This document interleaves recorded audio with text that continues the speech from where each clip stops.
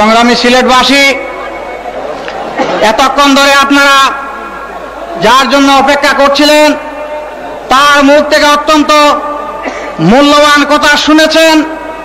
আগামী দিনের মুক্তির ব্যাপারে তিনি ইঙ্গিত করেছেন, আপনাদের কাছ থেকে আশ্বাস এবং ওয়াদা চেয়েছেন।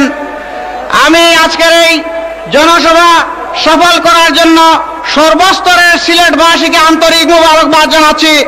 সেই সাথে আমি জানতে চাই যে আমাদের নেতা সিলেটবাসীর কাছে যে আশ্বাস চেয়েছিলেন, আমরা কি আজ বলতে পারি শাহজালালের এই মাটির সৈনিকেরা ইসলামের জন্য গর্জে উঠবে এবং কোন অন্যায়ের কাছে মাথা নত করবে না?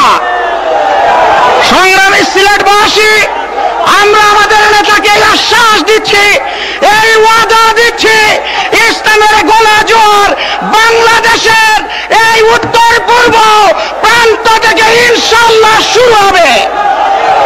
পরিশেষে আপনাদের সকলকে সার্বিক সহযোগিতার জন্য এবং কেন্দ্রীয় নেতৃবৃন্দকে কষ্ট করে হাজির হয়ে এখান থেকে ইসলামী আন্দোলনের অগ্রযাত্রা এবং বিজয়ের সূচনা করার জন্য আন্তরিক মোবারকবাদ জানিয়ে আজকের জনসভার এখানেই সমাপ্তি ঘোষণা করছি।